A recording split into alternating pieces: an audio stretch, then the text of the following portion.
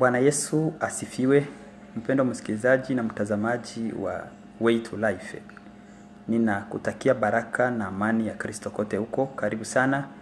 Tuchangie kipindi hiki, tuchangie baraka hizi. Ninajua na ninaamini kweli Mungu atakutembelea, Mungu atakuzungumuza, Mungu atafariji moyo wako kwa wakati huu.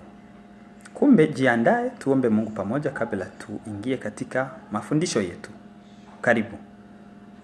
Mungu Baba yetu, katika jina la Yesu Kristo, ninakushukuru Kristo sababu uko Mungu wangu. Ninakuabudu sababu uko hai na mwaminifu, Mungu mwenye mamlaka na mwenye uwezo. Jipe heshima kwa wakati huu na ukubali tukutukuze. Napinga kazi za kuzimu, mamlaka ya kichawi na nguvu zote za mapepo ambazo zinaweza kushawishi watu wako wasipokee neno hili. Acha kwamba Mungu uende ukonvenkere kila roho, kila atakayesikia neno hili ajitambue na fanya mapenzi yako. Akutukuze na kukuabudu wewe Mungu wa pekee. Kwa jina la Yesu nimeomba, utawala wa Roho Mtakatifu tangu mwanzo hadi mwisho. Kupitia Yesu Mungu wetu aliye juu ya yote. Amen. Karibu sana, tunakutakia amani ya Kristo kote huko. Kweli ninafurahi tena kuja mbele yako kwa ajili ya kuzungumza kuhusu neno la Mungu, na ikiwa tumeonekana mbele yako si kwamba tunataka kujionesha, lakini ni kwamba tunataka tuzungumzie tena kuhusu Mungu. Na huyu Mungu ndiye sababu yetu ya maisha. Huyu Mungu ndiye sababu yetu ya kuishi, na ikiwa unaishi tukuza Mungu. Juu neno la Mungu linasema kila mwenye pumzi na msifu Mungu. Hakika na wewe unaitwa, ikiwa bado unapumua, msifu Mungu, sababu hakuna sifa za Kristo katika makaburi, hakuna utukufu wa Mungu katika wafu, lakini aliye mzima ndiye ana nafasi, ana muda na neema ya kushukuru Mungu. Ubarikiwe sana, ubarikiwe na karibu tena kama vile nilivyokuwa nikisema, na wakati huu tumekuja na neno la Mungu tena ambalo linahusu au linatutia moyo katika safari ya kwenda mbingu. Na ujumbe wetu inasema don't give up. Usisede mbele ya kitisho, usisede mbele ya majaribu, usisede mbele ya magumu, usisede mbele ya situation yenye nguvu, usijiachilie au usivunjike moyo. Amen. Usivunjike moyo. Don't give up. Ne cede pas. Dumu. Ujapopita katika kipindi kilicho kigumu, kivunja moyo cha ajabu, jipe moyo. Na uvumilie mpaka uhakikishi unaona kweli ikiwa Mungu atakuacha au atakusaidia. Sasa soma neno la Mungu. Nitakusihi usome kitabu cha Danieli. Soma kitabu cha Danieli sura yake ya 3. Soma kitabu cha Danieli sura ya 3 mstari wake wa 20 na mstari wake wa 20 na tusome kwanza mstari wake wa 17. Danieli sura yake ya 3 mstari wake wa 17. Tusome pale ndipo tutatosha ujumbe wetu. Usilashe, usisede, usivunjike moyo, usikate tamaa, jipe moyo.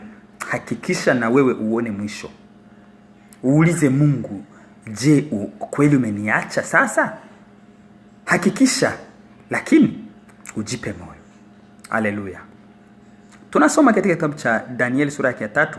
Ninasoma mstari wake wa 17, ninasoma na wa 18 na wote endelesha pia.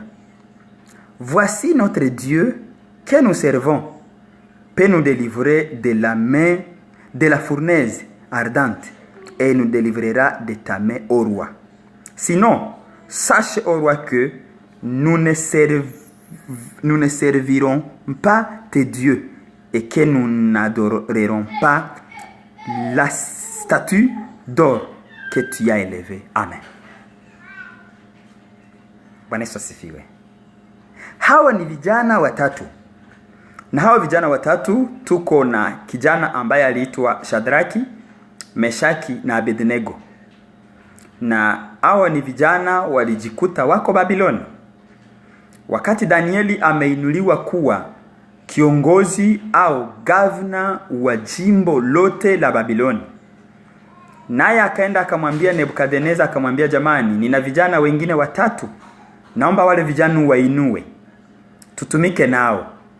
Akasemea Meshaki, Shadraki, Abednego, wakawainua, wakawafanya wa administrateur, wakawafanya wa logisticier, katika Babiloni. Na wakati wameinuliwa, Mungu amewabariki, wamekuwa wa grand intendant, wanaongoza na Babiloni ikapata sifa nzuri. Kwanza Danieli iko ndani katika ufalme na wale vijana nao wako katika uongozi. Babiloni ikaendelea, ikafanikiwa vizuri sana. Sasa Babiloni inaendelea, kumbe watu wameingiliwa na wivu. Na acha nikukumbushe kwamba wivu ni ya tangu zamani, wivu haikuanza leo. Na wakati Mungu anakubariki, jua kwamba usilale, usisinzie, njoo muda inatakiwa sasa ukeshe sana, uombe sana, uhitaji nguvu za Mungu sana, uombe hekima ya zaidi. Sio njoo wakati usinzie sasa kusema hakika nimefika. Wakati Mungu anakuinua, njoo muda mzito sana ambao inatakiwa ujitoe katika maombi, ujitoe katika kusoma neno la Mungu, ujitoe katika kuomba Mungu neema na hekima ya zaidi, ili uongoze watu wake, ili uongoze au jere baraka zenye Mungu anakupatia.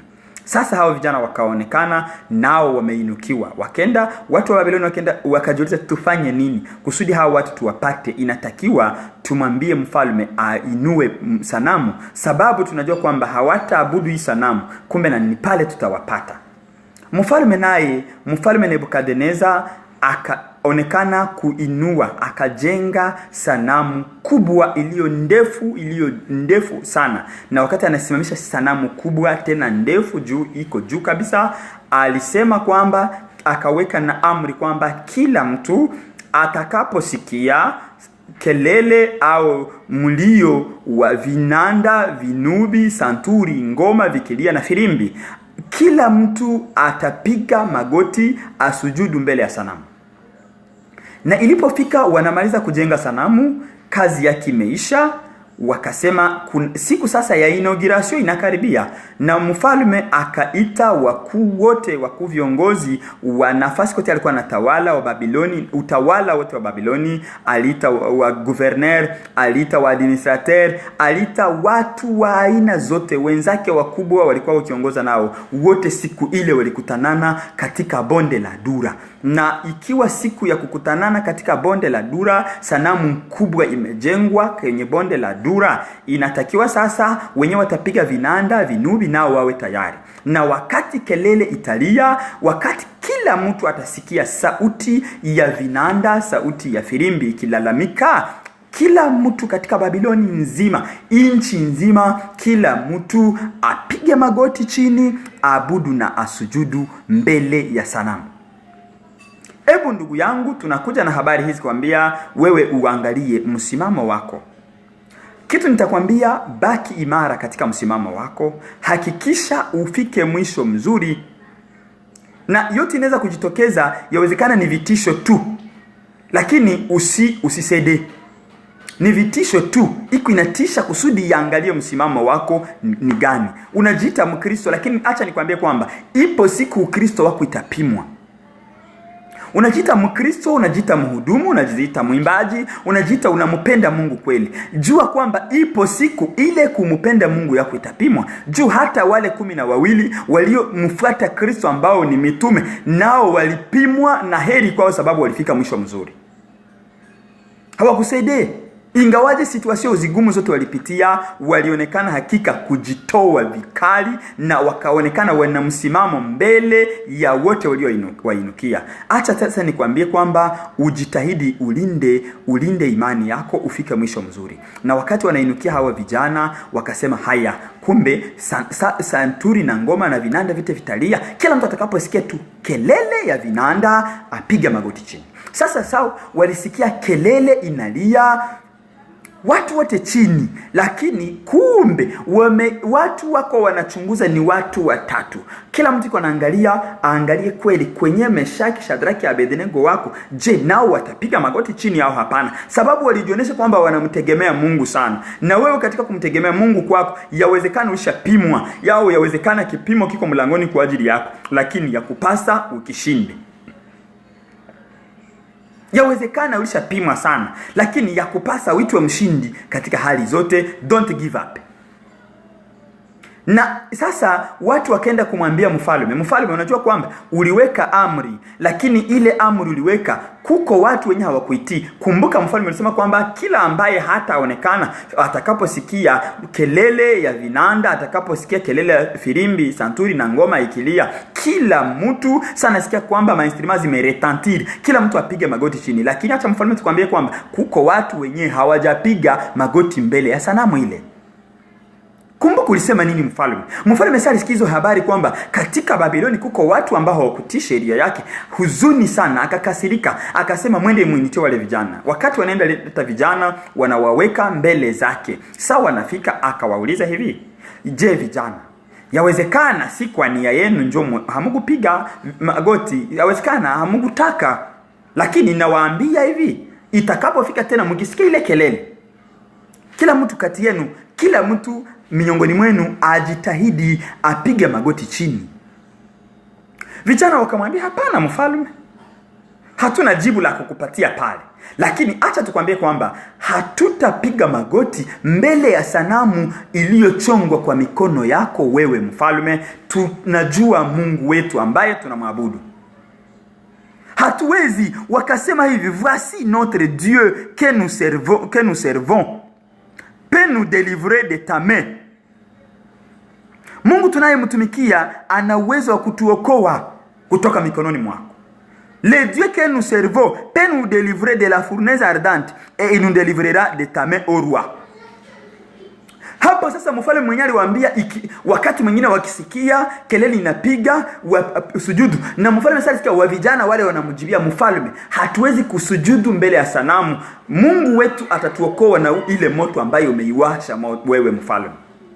Mfalme akahuzunika sana. Sinon, sache au roi que nous ne servirons pas tes dieux. Hatutatumikia miungu zako mfalme.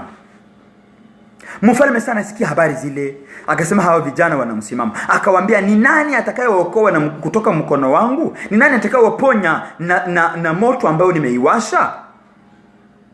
Wakamjibu, tunaamini Mungu wetu atatuokoa kutoka tanuru la moto. Tena Mungu wetu atatuokoa kutoka mkono wako mfalme. Don't give up.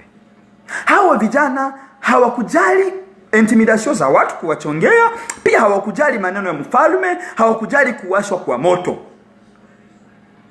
Yawezekana wewe umeisha tetemeka na umejua kwamba watu wote ritme moja, watu wote wametembelea ritme fulani kwa sababu wote wamesikia son de la trompette, wote washasikia son des instruments, wote wanapiga magoti chini na unasema je vais aussi marcher selon ces rythmes. Tu peux marcher selon les rythmes de tous, mais sache que tu vas faire périr ta vie.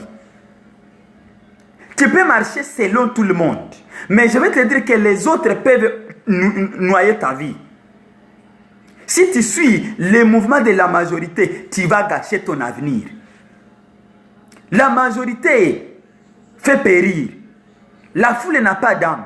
Mais je suis venu te dire que ne te précipite pas à imiter les autres. Ne te précipite pas, ne te ligue pas à imiter les mouvements de tout le monde. Parce que le son de la trompette a sonné, il faut que aussi tu fasses ce que les autres ont fait. Parce que les voisins l'ont fait, tu le fais aussi. Parce que d'autres églises le font, toi aussi, église de Dieu, tu as laissé ta position, tu as aussi marché selon les autres.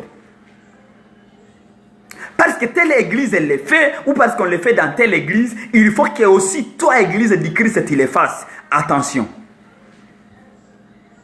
Fanya angalisho, usitumike au usitende kufuatana na wengine, utaangamiza maisha yako. Una msimamo gani? Maybe you have already given up. I want you to come back to your right position so as you can recover, so as you can catch up your life. Ambia Mungu, nimeacha msimamo wangu juu kelele ilipolalamika, saa wengine walifuata hii movement. Mungu, mimi nimekuacha, nimewafuata wengine. Urudilie Kristo wako, Mungu wako aliye hai. Wale vijana wakaonekana kusema sisi hatutaacha, hatutasujudu, hatutapiga magoti yetu mbele ya sanamu. Tunajua Mungu tuliyemwamini atatuokoa kutoka katika mikono yako, mfalme Nebukadneza. Qui est Nebukadneza aujourd'hui? Nebukadneza peut être ta femme. Nebukadneza peut être le monde d'aujourd'hui. Nebukadnezar peut être l'esprit de convoitise qui va noyer ton esprit. Qui est Nebukadnezar dans ta vie? Qui a érigé une statue d'or devant toi? Quelle statue d'or se tient devant toi? Qui va faire que tu gâches ta vie? Qui va faire que tu périsses ton âme? Sanamu gani iko mbele yako ambayo imesababisha unamwacha Kristo? Ni nini? Ni kitu gani? Sasa watu wote wamesikia hiyo habari. Wanapiga magoti. Wale vijana wakasema, sisi tunajua Mungu wetu. Hatuwezi kupiga magoti mbele ya sanamu. Hasha, tunakataa. La, vijana wakasema hapana. Mfalme aliposikia ile akasema, okay, hawa vijana wana msimamo. Acha nikwambie kwamba watu wote wanapiga kelele sababu hawana kitu ndani yao. Nina mfano moja hapa. Nina hii chupa. Na hii chupa hamuna ndani kitu. Hii chupa iko empty. Hii chupa iko vide.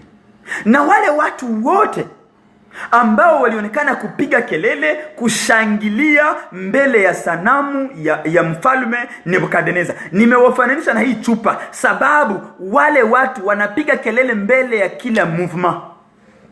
Na Mkristo ambaye hana ndani yake Roho Mtakatifu amefananishwa na chupa ambamo hamuna kitu, kila saa ni kelele, njoo kutia fujo mbele za watu. Na wale watu sababu ndani yao hawamkuwa Mungu, waliabudu miungu, nao walionekana kushangilia na kelele. Na hii chupa nayo ukitasikia. Na Mkristo ambaye ndani yake hamuna woga wa Mungu, Mkristo ambaye ndani yake hamuna Roho Mtakatifu, mtu ambaye hampokee Kristo, ni kama hii chupa, kila movement inampeleka. Mbele ya kila movement anashangilia. Mbele ya kila esprit, mbele ya kila turbio anapiga kelele, anashangilia na waza amefanikiwa, kumbe amepatikana. Wale watu walifananishwa na hii hamuna kitu, na wao wakapiga kelele. Ilikuwa kelele sababu ndani yao hamukukua kitu. Yesu atusaidie. Hii aussi un chrétien qui n'a pas le Saint-Esprit. Tout chrétien qui n'est pas dirigé, qui n'est pas conduit par le Saint-Esprit, est aussi un élément qui lance des bruits à tout mouvement, à toute situation. Ni mtu ambaye yeye kazi yake tu ni kelele, ni fujo tu, ni kuumizaka wengine. Kazi yake ni kelele. Sababu ndani yake hamuna uzito wa Roho Mtakatifu. Na hii nitakwambia kwamba kama ni mpepeo itaipeperusha sababu ndani yake hamuna kitu. Na utende kutoa kama les hommes de peu de valeur njo watu wanasumbua wengine mu communauté. Sababu kila movement yeye njo kupeperuka na kila upepo inapeleka huku. Wale vijana wakawa na msimamo wao sababu ndani yao mlikuwa Mungu mzima. Haleluya. Wakasema hatutapiga magoti. Mfalme akawaambia okay. Akasema hivi, mwende muwashe tanuru, mwende mkonge moto, muwashe tena moto. Soma 25 usikie Mungu anakuambia nini. Il reprit et dit, eh bien, je vois 4 hommes sans lier qui marchaient au milieu du feu et qui n'ont point de mal. Et la figure du 4e ressemble à celle d'un fils de Dieu. Amen. Sasa acha nikueleze. Wakati mfalme amesema waende wakonge moto mara 7. Sababu ya msimamo wako yawezekana majaribu yamezidi. Walatinisa wanasema in cauda venonum est. Wakati unafikia kipindi cha ushindi, ndio unasikia kama majaribu yako yamezidi. Siku yako ya kupona ndio unafikiri ndio siku yako ya kufa. Acha nikwambie kwamba don't give up. Ne cède pas devant toute tentation. Usikate tamaa, usivunjike moyo. Ujapopita katika hali nzito, hali umefikiri kwamba hakika unataka kufa, jua kwamba Mungu iko imara kwa kukusaidia hata kwa dakika ya mwisho. Amen. Wale vijana wakasema hatutasujudu, hatutapiga magoti. Mfalme, hakuna lenye utatufanya juu tunaye Mungu. Tuna Mungu mzima ambaye ana uwezo kutuokoa sisi. Tunamtegemea Mungu na tunajua tunasimama je na Mungu. Yawezekana wewe unaitwa Mkristo lakini uko Mkristo wakati wa raha. Uko Mkristo wakati unashiba. Wakati wa matatizo, bien, unatoka Mungu. Unamwacha, unajidebrie kwanza, unatafuta solution. Wengi ni watumishi wa Mungu lakini akigonjwa, njoo nitaenda kwanza kuwa wafumu wa kienyeji. Nitarudilia Kristo nikimaliza hii situation. Watu wengi wako wa Kristo wakati wa amani, wako wa Kristo wakati wa raha, wako wa Kristo wakati wa furaha. Don't give up. Yesu atutie nguvu. Majaribu inapofika mwisho ndio inakuwa machungu sana. Na mfalme akasema wakonge tanuru mara 7. Lakini wale vijana hata walikonga, wakaleta makuni wakaongeza. Moto ikatokota sana. Moto ikaonekana imewaka sana. Wakawaambia Mungu wenu atawatosha pale. Wakajua msimamo na Mungu wao. Okay, wakachukua vijitu vya wanaume wakasema muangalie mjeshi la Babiloni ni majeshi gani, watu gani wako na nguvu. Angalia leo dunia inataka kuuishe je. Wengi walishaona specialist mdomene fulani na angalia unataka wakuangamize. Mkila kitu wanataka uisha fulani na fulani, wengi wataitilize. Jua kama wanataka kuuisha sasa. Wakachukua wanaume wakawaambia mshike Shadrake, Meshaki na Abednego muwafungi. Wakachukua nguo zao wakawafunga na zile nguo, wakasema okay, moto umesha waka, muwatupie ndani. Sawa na washika kuwatupia ndani, ni kuambia kama wale wanaume waliowachukua kuwashika kuwatupa moto ni wale moto, mwali wa moto ikawararua wa kwanza, ikawachoma, wakaungua, wakateketea. Lakini ni kuhakikishia kwamba Meshaki, Shadraka, Abednego waliingia wako wazima, na gisi waliotupia ndani ya moto na vifungo. Waliona watu wote wenyewe walikuwa pale. Juu ilikuwa movement, kila mtu kana observe lenye litafanyika. Walishika wale wanaume wafunga mikono na miguu, wakawatupia ndani ya moto Lakini utukufu wa Mungu, ile moto walioikonga, wale waliowachukua kuwatupa moto ikawararua, ikawakamata kama asumaku, ikawavuta, ikawateketeza hapo. Moto ikateketeza wale walioshika Shadraki, Meshaki na Abednego, ikawachoma wa kwanza. Na wewe mwenyewe unatumikishwa kwa kuangamiza maisha ya ndugu yako. Acha nikwambie kwamba utazikwa mbele ya ule uko na kania. Ruhusu nikwambie kwamba wewe kama hautabadilika, kama unaitika wewe ndio shetani atumikishe, ninakuhakikishia bila shaka kama haubadilike, yawezekana ndio muda wako wa neema kuambia ile kazi bako nataka kukutumikisha kufanya ni kazi ambayo Mungu haruhusu, na ule uko nainukia ni mcha Mungu, ule mtu Mungu yuko naye kazi, lakini wewe ndio wanatumikisha kwamba umwangamize, hautafanikiwa. Sasa wewe mwenyewe uko unapima, ndio utakamatiwa na ile moto.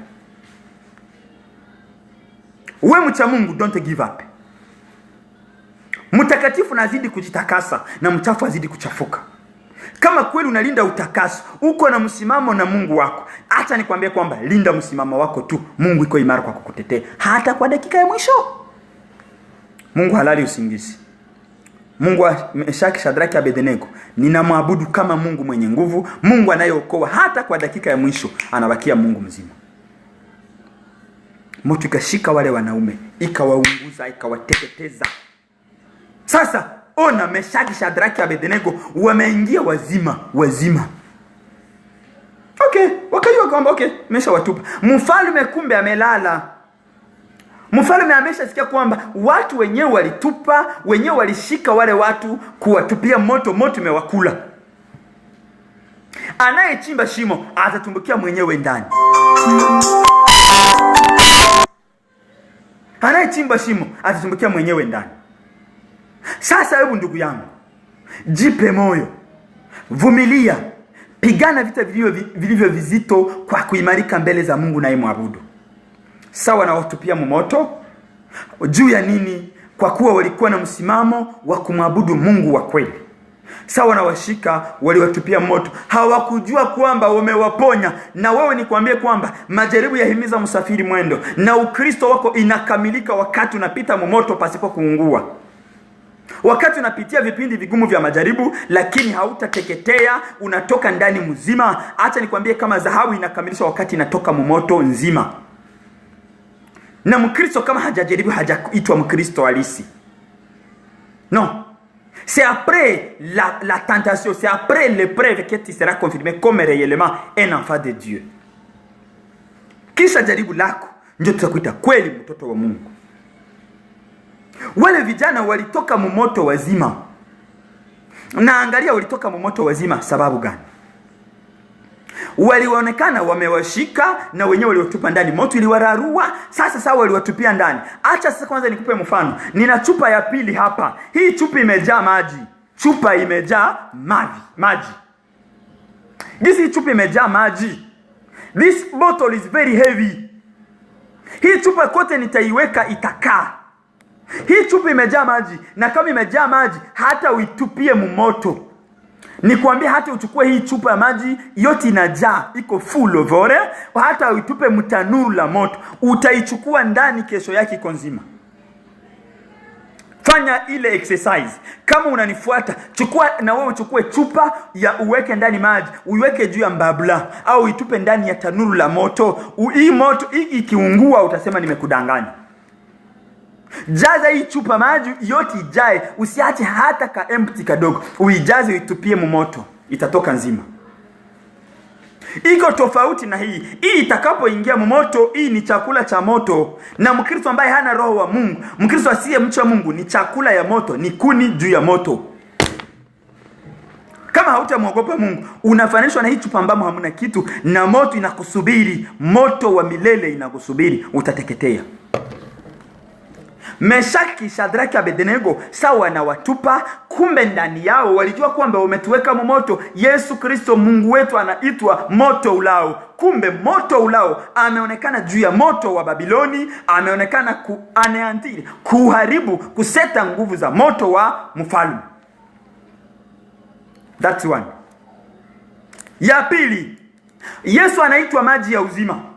Kama wewe uko Mkristo, unatembea kweli kufuatana na njia ya Mungu, unamcha Mungu, jua kwamba majaribu haitakutikisa. Kama kweli unamwogopa Mungu, umefananishwa na hii chupa, ndani yako mna maji ya uzima.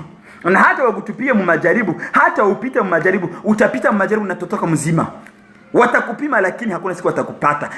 Watakupiganisha lakini hawatakushindaka, sababu Mungu iko upande wako. Na hii chupa kitupia maji inatoka moto. Ukitupia moto itatoka moto iko nzima. Hata uiweke juu ya mbabla, uitafika kipindi maji yanaanza tokota lakini chupa haitoboki. Na wewe ndio nakwambia, unaweza kupitia majaribu yaliyo ya hali ya juu, utasononeka, utalia, lakini acha nikwambie hayata kugarikisha. Mungu iko pale kwa kukuokoa. Wale vijana nao walikuwa ndani yao na maji ya uzima ambaye ni Mungu wa Israeli, Yesu Kristo Mungu wao. Una wewe, ikiwa una Mungu mzima, hakuna siku utakaukiwa, hautakuwa na ukiwa, sababu Mungu atakuwa Mungu wako kila siku, kukulisha, kukupigania, kukushindia kila jaribu la hali yoyote ile. Wakitupa magonjwa, Mungu kwa upande wako wa kukuponya. Wakitupa mitego za aina zozote zile, hata wapitie njia gani, wapitie mume wako, wapitie mke wako, jua kwamba Mungu iko imara kwa kuwa atakuponya na atakuokoa. Unafananishwa na hii chupa wakati uko mcha Mungu. Unafananishwa na hii chupa wakati Mungu iko ndani yako. Juu hata hii itaungua, hii ambayo ina maji ya uzima ndani haitateketeza, haitaungua. Na wale vijana walipowatupia, hii mstari tumesoma 25, mfalme alipoamuka akasema akachungulia vizuri akakuta walitia watu ndani, wamewafunga, wamewatia ndani ya gereza, wanafungwa, mara hawafungwi tena, wamekuwa huru, wako wanatembea katika tanuru la moto. Apewe sifa Mungu anayeponya, apewe sifa Mungu anayeokoa, apewe sifa Mungu anayekata vifungo. Wajapo tufunga, Kristo atatufungua. Wajapo tukania, Yesu atatutetea. Wajapo tulani, Mungu atatubariki. Aliyekufunga, acha nikwambie kwamba atakufunga usiku, asubuhi utaamka umewekwa huru. Atakufunga usiku, utaamka umewekwa huru. Atakufunga mchana, utalala uko huru. Mungu iko Mungu mzima kwa kutukeshea. Mungu tunayemwabudu ni Mungu mkata vifungo. Haleluya. wafunge, wapime, hata wafunge, hata watume visikumizi vya je, ninamwamini Mungu wa kweli ambaye Mungu haumchanganyi. Kama hauchanganyi Mungu, umefananishwa na hii chupa. Juu ndani yako mna uzito wa Roho Mtakatifu. Majaribu haiwezi kuunguza, moto haiwezi kuunguza maji. Hapana. Moto haiwezi unguza maji, hakuna siku moja. Vifungo vimakatika. Mbona tumeweka watu ndani ya moto lakini wana vifungo? Walikuwa na vifungo lakini wamekuwa huru. Na tuliweka 3 na tazama nimeona 4. Acha nikwambie habari ile. Acha nikwambie kama wewe uko na roho, mwili na nafsi, lakini unahitaji sehemu ya 4 ambaye ni Roho wa Mungu akuongoze. Amen. Uko na roho, tu es conduit par l'esprit, le corps et l'âme, mais tu as besoin d'un 4e qui s'appelle Dieu vivant, l'esprit de Dieu, le Dieu de gloire pour te diriger, afin que tu ne sois pas brûlé devant tout esprit ou toute tentation ou tout type de feu. Utasimama imara wakati uko na 4 mwana kuongoza.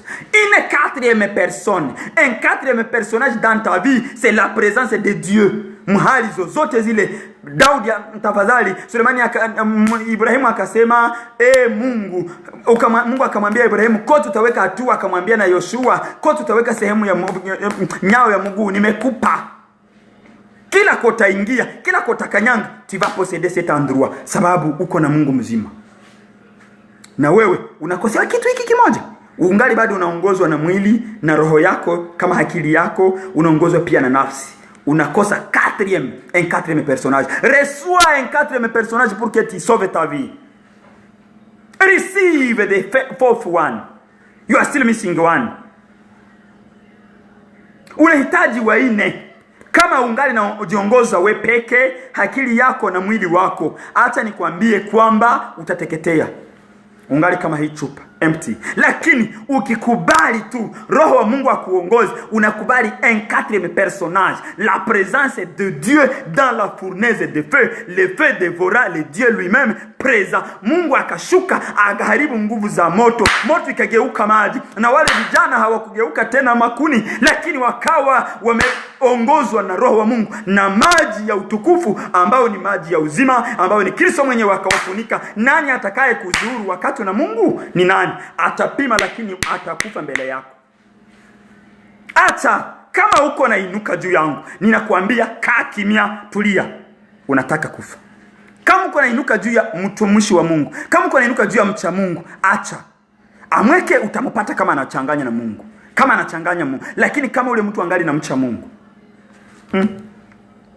iko mzito, hautamnyangula, utamtupia moto lakini hautamchoma, hautamunguza, atatoka mzima. Mfalme sana angalia na akashuhudia mwenyewe, ule niliyeona anaonekana ni malaika wa Mungu. Haiko mtu, hafanani na wale 3. Ni kwamba ukipokea Roho wa Mungu, ukipokea Mungu ndani yako, utakuwa special. Utakuwa tofauti na kisi unakuwaka. Na wengine watashuhudia kama ndani ya huyu mtu tumeona Mungu mzima. Na mfalme akashuhudia, hao watu tumeona Mungu ndani yao, Mungu katikati yao. Pokea Mungu akuongoze, ni nafsi ya 4 mu maisha yako. Un 4e personnage, c'est la présence de Dieu dans ta vie. Reçois un 4e personnage pour guider et sauver ta vie. Wakati wanafika, mfalme hakuresiste, alilalamika. Shadraki, Abednego, Meshaki, watoto wa Mungu aliye hai, akalalamika watumishi wa Mungu wa kweli aliye juu, na akaitisha watu akawaambia, ninatazama hakuna mtu ambaye atakayeabudu Mungu mwingine katika nchi ya Babiloni kama sio Mungu wa Shadraki, Meshaki na Abednego. Mungu wa kweli anajishuhudia yeye peke. Ushindi Mungu atakupatia utakaposhinda majaribu, na njoo utakuwa ushuhuda mbele za maadui zako. Wapime tu. Wewe uachie muda, but don't give up. Usisede, jipe moyo, wewe mwaminifu hadi kufa. Vumilia tu. Yawezekana niko nahimiza mtu fulani ambaye amepita katika vipindi vizito vya majaribu, unakia kama mareo shingo inawaka moto, hauna tena kutakimbilia. Acha nikwambie Mungu anakujua. Acha nikwambie kwamba Mungu yuko pembeni yako kukusaidia. Il est à ton côté comme un 4e personnage. Ton corps, ton âme et ton esprit ne vont pas être endommagés. Parce qu'à côté de toi, il y a un quatrième personnage qui est la présence de Dieu. Alléluia. Vijana wale wakanusurika. Sawa nenda kufungua, lakini mfalme alishakiri. Kweli muna Mungu mzima vijana. Mfalme akalalamika akasema, yo, Meshaki, Shadraki, Abednego, watoto wa Mungu aliye hai. Mfalme akasema, soma hii mstari wa 26. Nisome kwa kipande tu. Ensuite Nebuchadnezzar s'approcha de l'entrée de la fournaise ardente. Et prenant la parole, il dit, Shadrach, Meshach et Abednego, serviteurs du Dieu suprême, sortez et venez. Alléluia. Et Shadrach, Meshach et Abednego sortirent du milieu du feu. Les satrapes, les intendants, les gouverneurs et les conseillers du roi s'assemblèrent. Ils virent que le feu n'a eu aucun pouvoir sur le corps de ces hommes, que les cheveux de leur tête n'avaient pas été brûlés et que les caleçons n'étaient point endommagés et que l'odeur du feu ne les a pas atteints. Amen. Vitumishi wa Mungu aliye juu. Sawa, wale watu wote wenyewe walikuwa naita, wote wakapata haya. Na wewe nyoko na kusutenire mumabaya, mtapata nao aibu. Mtaaibika. Wenyewe uko naambia msaidiane kuangamiza mtumishi wa Mungu. Wewe mko nasaidiana nao msemee mtumishi wa Mungu uongo. Subiri, mtapata nyote aibu kama hamtabadilisha. Akawaambia nini? Hosana waambia, watu wote wakajitokeza wakaangalia, wakakuta watu walikuwa wanafunga wametoka wazima. Hakuna kifungo tena. Mungu wetu ndiye Mungu anakata vifungo. Wafunge lakini Mungu atafungua. Mungu atafungua. Na wale waliokufunga watakuta walifunga walifanya kazi bure. Walifunga lakini wametokea bure. Wanataka ndoa yako ibomoke lakini wametokea bure. Watakuta mnapendana na bibi yako na bwana yako kama watoto wa mapacha. Walikutupia vifungo msijenge, lakini kumbe ndio mnaendelea kujenga vizuri kuzidia kisi mngejenga kama kutupiwa vifungo, sababu Mungu aliwafungua. Walitaka waharibishe, labda watupie vifungo vya uchawi, vifungo vya ugomvi, vifungo vya mafarakano. Kumbe Mungu anamwanga baraka. Wanalaani, Mungu anabariki. Wanabomoa, Mungu anajenga. Mungu iko mzima. Mungu wetu uko hai. Na wakati walienda angalia, wanakuta hakuna mwenyame hata trase kamoto, hakuna. Wakaangalia nywele zote ni nzima. Sawa, wanaenda kunusa nguo ziko sawa zenye zimetoka mlandri. Apewe sifa Mungu. Apewe sifa Mungu. Apewe sifa Mungu. Le Dieu qui confond nos ennemis. Wanaenda nusa nguo ni nzima, hazina hata harufu ya moshi. Hata nguo zao hazikupasuka na moto, sababu moto ulao alikuwa ameshaharibu nguvu za moto. Na ndani yao mlikuwa maji ya uzima. Jamani, kunywa maji ya uzima.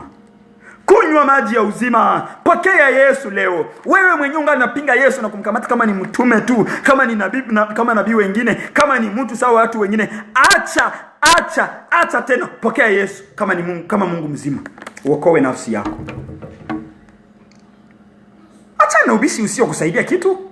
Acha na ubishi na uone kama unjona unayosema mbele za watu. Ubishi ya kupinga kama Yesu si Mungu. Acha. Utakuwa mtafuta Yesu nyuma, utajuta. Pokea neema, bado neema iko. Pokea Yesu, bado neema iko. Ninaenda kumalizia kuambia kwamba msimamo wako itakupa ushindi. Wale vijana walionekana kuamua, wakasema hatutamwacha Mungu. Mungu wetu yuko Mungu mzima. Hata majaribu yako ishofe jusqu'à 7%. Hata wakonge zaidi na zaidi, wakonge mara 7. Waseme mtu ya kwanza umeshindwa, ya pili, ya tatu, ya 4, ya 5, ya 6, ya 7. Njoo itakuwa siku yao ya aibu. Hiyo siku ya 7 njoo siku Mungu na anataka akomplete mapenzi yake maisha yako. Kumbuka habari za Naamani. Naamani sasa amejichumbia mara ya 7 mu Yordani akatoka mzima. Kumbuka kuta ya Yeriko, sawa wanaizunguka siku ya 7, wanapiga wanaizunguka siku ya 7, mara ya 7 kuta zinaanguka. hata wakonge majaribu yako usikie kama imekuwa mazito, acha nikwambie kwamba kule kumwisho hata kuwe machungu mazito, je, uko naenda shinda. Unataka shinda. Na aliyekutesa miaka na kuhakikisha unatamu kanyanga mu mavumbi, unatamu uwe kanyanga. Tunawatakia neema maadui zetu wabadilike. Tunawaombea kila siku waokoke, wampokee Mungu mwenye tunajivunia sisi. Amua vyema. Amua vizuri, mpokee Yesu. Wakasema hapana. Wingi wa majaribu haitatuatisha Mungu mwenye tunamjua. Wewe kama uko majaribu hata limeinuka, je, bakia na msimamo wako. Bakia na msimamo wako. Usiwe kama instrument ou recipient vide. Il recipient vide inatiaka kelele. Kelele tu. Ni chombo chenye hamna kitu ndio kinatiaka kelele. D'ailleurs les grands hommes, ils sont posés. Kama nuko wakusema tu, wewe ule tu mkile mouvement ungali na fanisho na chupa. Uko wahovyo sans valeur. Wewe ndio utajipa valeur zaidi ukimpokea Yesu. Yesu atakusaidia, atakupa consideration, atakupa valeur. Atakupa poa. Hauko tena wakunyanguliwa na kila mouvement.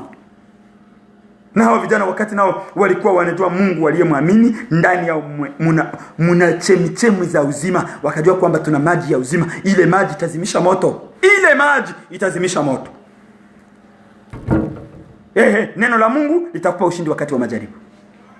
Neno la Mungu ni kama maji ya uzima, au ni maji ya uzima. Wakati ndani yako mna neno kwa wingi, wakati unapita msituation zilizo zigumu, neno lo pekee litakufariji. Nitakwambia tulia.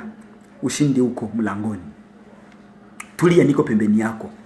Elisha wakati wanamshambulia, wanazunguka mlima, wanazunguka nyumba, kumbe jeshi na mafarasi za mbingu za moto zimeshazunguka mlima mzima. Mungu iko mzima, atakonfondre maadui. Mungu anakataka vifungo. Usijipige au usibakie mwenye kukirikiri madhaifu kama wewe tu ndio unateseka. Mungu ndio anakataa vifungo. Kama unatoka mjamaa, une famille liée, je viens te garantir que celui qui est capable de rompre tout type de liens, c'est Jésus-Christ. Kama umetupia kwamba nyinyi msifikishake miaka fulani, msifikishake 35 40, acha nikwambie kama wewe ukimpokea Yesu, wewe utafika hata 80. Kama wako wanatupia magonjwa zisizojulikana, acha nikwambie kwamba kumpokea Yesu na uamini kweli ujumbe huu, ile vifungu itakatika. Mungu ni mkata vifungu. Walitoka wazima, na wakati wanatoka hata harufu. Na Mungu hataiti kupate alama ya au majeraha ya maproblemu ulipitia. Mungu hataitika vidonda. Mungu ndio anaponyaka vidonda. Na yeye sana tunza ile cicatriza. Lui meme cicatrice. Kwenye kulikuwa kumeumia, Mungu anaweka na cicatriza. Anafariji kweli. Kile ulipoteza Mungu atakulipa na atakusababisha yaliyopita. Pokea roho wa Mungu. Pokea Kristo, sio Mkristo upepeo. Hawa vijana wakamua vizuri kwamba Mungu wetu atatuponya na tanuru la moto, na mfalme atasokope na mkono wako. Na mfalme sana enda angalia, akakuta kweli. Na walio watupia ndani njoo walikamatika. Wale wa vijana 3 waliingia ndani wazima, na wakatoka ndani watupia ndani wamefungwa. Walitoka ndani wako huru. Walitoka wamezaraulika, lakini wametoka na sifa za ajabu. Walitoka na heshima. Acha nikwambie kwamba utakaposhinda jaribu, utawekwa pete za ushindi. Na kuna pete ambazo ziko mbinguni, ambao ni taji za utukufu, ambazo zimeandaliwa. Taji zimeandaliwa kwa watakaoshinda majaribu. Abarikiwe atakayeshinda jaribu, sababu atapewa jiwe jeupe. Acha niwahakikishie kwamba kisha kulia kuna faraja. Jipe moyo tu, usivunjike moyo. Mungu anakupenda, Mungu anakutakia neema. Pokea ujumbe kutoka sauti ya njia iendayo uzimani. Ukiupokea na ufanyie kazi, ujiumbie tena imani mpya. Uamini kama Mungu anakupenda na anataka kushindie. Hakika kuna kibaki kitakuzuru. Ninakutakia neema na ninakutakia zaidi uwe mzito kama hii chupa, na utakapokuwa mzito hata wagonja hii haipiga kelele, lakini inapiga kelele sana. Usio Mkristo kipepeo au Mkristo wa kupepuka kama karatasi au chupa ambamo hamna kitu. Uwe Mkristo na uzito wako wote, uamini kama Mungu anakupenda, Mungu anakujua. Hii mpepeo haiwezi yumbisha, majaribu yajapo piga haitatikisika. Ujapo itupia moto itatoka nzima. Nimekuambia kama hata uitue kumbabala maji itatokotea ndani. Ni plastiki iko nyepesi kuungua, lakini juu mko maji hawezi ungua. Na wewe uko na mwili dhaifu, usitumainie mwili, usitumainie akili yako, usitumainie nafsi. Vyote ni dhaifu. Pokea roho wa Mungu, atakupa valeur na atakusaidia kushinda majaribu. Roho wa Mungu ndio 4 personage maisha yetu. Roho wa Mungu mzima alionekana mtanuru la moto, akaua nguvu za moto, hata hawakupatwa na jeraha, na walitoka na utukufu parfait za ajabu. Watu wakaanza salute. Wale kudharau jana leo watakupigia salute. Wanao kudharau leo kesho watasema mheshimiwa. Wanaokuita mzarauliwa leo, kesho wataitwa kwa mheshimiwa. Wanaokuita labda wenjo wa vile, wanakuchekelea mhali yenu unapitia maisha mazito, na kuambia kesho watabadilisha masemi. Mungu iko mzima. Na waliomtupia Daniel, Meshaki, Shadraki na Abednego mtanuru walikamatika, walio monte complot walipata aibu, na daire versi ikabadilika. Kuko situations zingine Mungu anaperimeter maisha yetu juu atupatie ushuhuda na ajipe utukufu. Ile situation Mungu aliruhusu wawachekelee wale vijana, wawatupie mtanuru kusudi Babiloni nzima ikiri kwamba Israeli na Mungu wa kweli. Na wewe kwa maisha utapitia, ile maisha uko unapitia ni kwamba tu maadui zako waamini kama Mungu anakuwaka. Mungu akubariki. Don't give up. Jipe moyo upate mwisho mzuri kuliko mwanzo. Jitahidi sana ufikie mwisho mzuri. Mahali zote unaweza pitia. Acha wakucheke leo, kesho watabadilisha masemi zenye wako nasema watashuhudia Mungu wako. Na mfalme akalanse decret nchi nzima kwamba hakika ufalme wote, na alepoke Babiloni ilikuwa puissance mondiale, na walilanse kama hakika Mungu hawa vijana ndiye Mungu wa kweli. Na Danieli alikuwa mfalme mkuu wa yale, mule na akapata tena puaya zaidi na Mungu wake, na vijana wake walimheshimisha na wakaheshimisha Mungu wa mbingu na nchi, wakaheshimisha na Israeli nzima. Kumbe na wewe heshimisha jamaa unatoka ndani, na wewe amini kama Mungu yuko mzima. Shikamana na neno la Mungu tu. Mungu hata kuaibisha. Mungu hata itiku kufe kisha ndio akushuhudia. Hapana, Mungu atakushuhudia ungali mzima. Hata ingekuwa dakika mwisho simkane Mungu. Mungu akubariki. Wenzetu mitume hawakumkana Mungu. Hata kwa mwisho ulibakia waaminifu, na ndivyo leo majina zao ziko mbinguni, na kila wamefanya kuta 12 za Yerusalemu, kuta 12 za Israeli, sasa za mbinguni Yerusalemu mpya. Sasa na wewe waamini kama Mungu anakujua, Mungu anakupenda, Mungu ana sababu na wewe. Kumbe pitia mlango wa uzima, uokoe maisha yako. Pita njia ambayo itakusaidia. Usipitie njia za kichorochoro, za kinyokanyoka zitakuangamiza.